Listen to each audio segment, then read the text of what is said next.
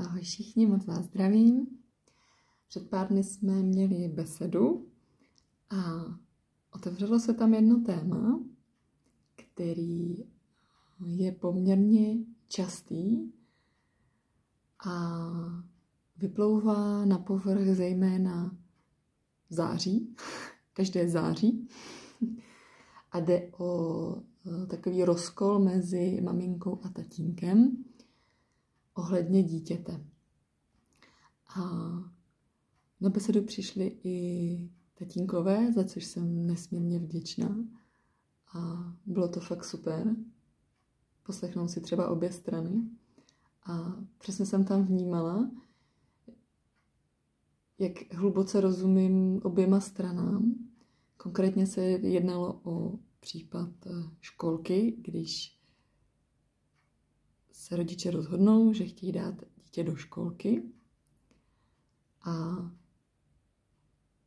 maminka cítí s tím dítětem, které pláče, nechce, nebo dokonce zvrací, prostě jsou tam jasný ukazatele, že tam to dítě nechce, ale pak vlastně, když tam je, tak vypráví zážitky, že se mu tam líbí a ta maminka je z toho špatná a vlastně neví, co dál, protože by trošku chtěla mít prostor pro sebe, na druhou stranu nechce to dítě nějak ohrozit a tatínek nechápe, co maminka řeší, protože prostě dám do školky a jdu, protože vidím, že dítě stejně je odpoledne šťastné a vím, že ve školce se neděje nic hroznýho, znám ty lidi, znám to prostředí, je to v pohodě.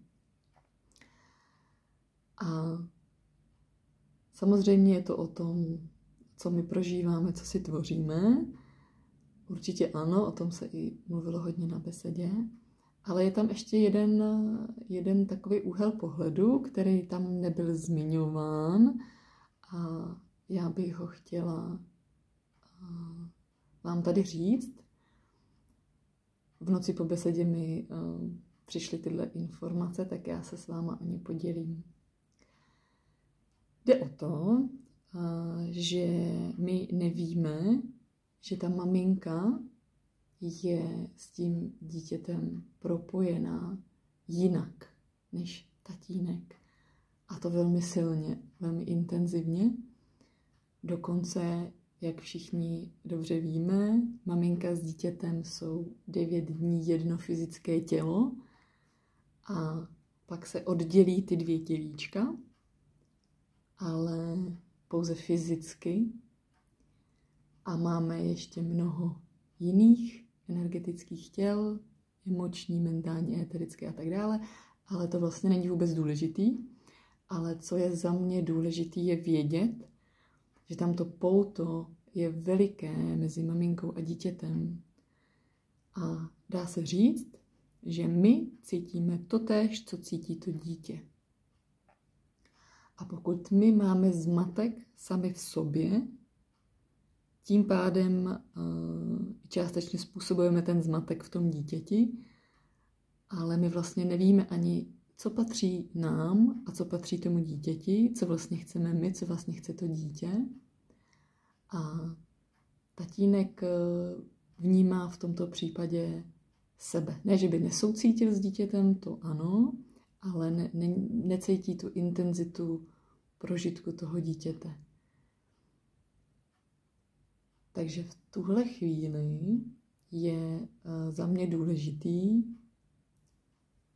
prožívat to svoje, všechno, co přichází, tak to prostě nechávat proudit v sobě, ničemu se nevyhejbat, zase nehodnotit, nesoudit, nehrabat se v tom, prostě to nechat procházet, tak zrovna, jak je potřeba. A vždycky si jenom zvědomit, co teda jako, nemusím vědět, jak se to jmenuje, jenom si být vědoma toho, co teda prožívám a nechat to odejít. A ono postupně se to samo jak kdyby vybije.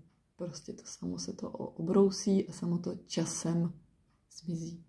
Podle toho, jak je to těžký trauma nebo program nebo přesvědčení. Tak.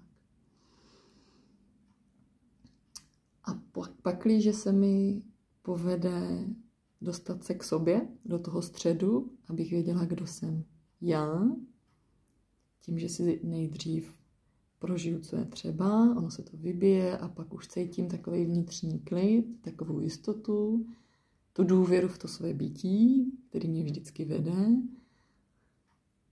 to opravdový já, ne ta Lucka, ne ten človíček, ale já. A když už jsem v tom středu, v tom klidu, tak pak už přesně vím, že to dítě, když něco prožívá, a já už ne, tak byť to vnímám, co prožívá, nějakým způsobem to cítím, tak už se s tím nestotožňuju a nechávám to dítě si prožít, co potřebuje. Ono si taky přesně, to tělo to dělá automaticky přesně tak, jak je potřeba, takže ono si těma emocema a tím vztekem a tím, co dělám, se taky vlastně pročišťuje už. A tím, že žije z té naší středové energie toho klidu a té důvěry v sebe, tím pádem i té důvěry v to dítě, tak ono samo si se stává tou vyrovnanou bytostí postupně a tvoří se mu ta sebehodnota úplně stejně jako té mamince. Jako kdyby se inspiruje tou energií té maminky, toho klidu a sám se stává tím klidem. Ale samozřejmě si prochází spoustou zkušeností, které jsou důležité, protože formují tu bytůstku. A myslím si, že to je důležité tohle vědět, že vůbec něco takového je, že ta maminka s tím dítětem je opravdu propojená a třeba co 7 let můžete i cítit jakýsi odpojení od toho dítěte, jako kdyby se vám najednou vzdálilo a je důležité to dítě pustit s tou důvěrou. A vlastně se tak děje až do 21. roku toho člověka, kdy se dá říct, že je teda opravdu samostatná jednotka. A samozřejmě každý dítě je jiný. To je taková individualita.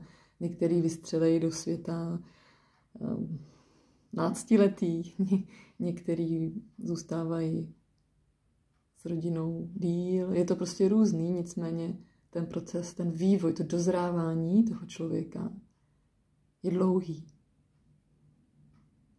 Tak se taky můžeme zamyslet nad těma nárokama, jaký na ty děti máme, zejména na ty maličký. Takže to jsem chtěla říct, že je asi dobrý tohleto vědět, že se to tak děje, protože už si můžeme jenom domýšlet, co se všechno děje, když ta maminka to dítě nepustí a je na něj pořád citově vázaná. A co zažívá to dítě. Ale o tom teďko mluvit nebudu. Jenom jsem to chtěla říct. A taky jsem ale chtěla říct, že je důležitý ten tatínek samozřejmě, jenom jinak. Za mě je tatínková role důležitá v tom, že ze začátku, pokud jsou ty děti opravdu maličký, ještě hlavně miminka, tak oni opravdu žijou z té maminky, takže ten tatínek ze začátku dosycuje v tom ideálním případě, dosycuje tu maminku a jakože se o ní stará a ona pak má i dost sil dávat těm dětem. A postupně, když to dítě roste, je větší a větší, tak zase to dítě pomáhá jakoby pomaličku postupně oddělovat od té maminky, že jde s ním, já nevím, tady na fotbal nebo podnikají nějaký akce, to je jedno. Prostě postupně mu dává najevo, že vlastně on je ta samostatná jednotka a že vlastně ta maminka patří k tomu tatínkovi, že oni jsou tady ten pár, což je za mě přirozený žít tady v páru. A to dítě postupně se z ní stává samostatná jednotka, až pak jako dospělý taky bude žít v tom páru. Takže to je takový ideální případ za mě, jak by to mělo být. Samozřejmě si vůbec nevyčítejte, že se tak u vás neděje. Vždycky je to, co se děje teď a tady, je vždycky to nejlepší možný. Vždycky se nám to děje z té největší lásky. Vždycky je to správně a do té harmonie postupně směřujeme všichni. A to dítě si nás vybralo jako rodiče a vědělo, co bude tady prožívat. A z jistého úhlu pohledu to potřebuje si to prožít. Takže je důležitý to dítě nechat fakt s tou důvěrou, ať si tady prožívá všechno, co potřebuje.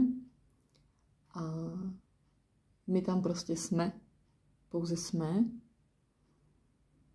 V tom smyslu, že jsme v tom neutrálu, v tom svém klidu a důvěřujeme mu, že to zvládne a že je to pro něj důležitý proces, který ho musí projít, který ho formuje a díky kterému se stává sebevědomým a vyrovnaným člověkem.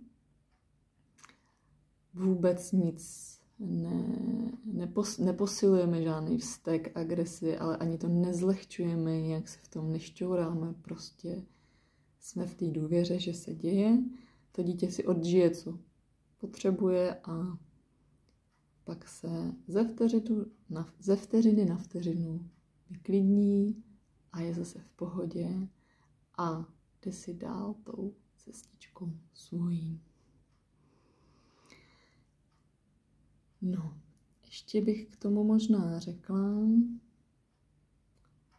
že ta láska nebo takový to pouto mezi tátou a dítětem a mámou a dítětem je přirozeně jiná. Je to tak úplně v pořádku. Je to prostě jinak a každý má svoji nezastupitelnou roli a je to prostě tak, jak to je. Nikdo není víc ani míň, jenom se k těm svým skutečným přirozeným rolím teprve nějakým způsobem navracíme. No a my postupně všichni sílíme a objevujeme v sobě toho Boha člověka, který postupně přebírá otěže nad tím svým životem a začíná si ho vědomě tvořit ze srdce a v souladu s vlastním bytím. Tak, to je prozatím všechno, co s váma dneska pozdílím.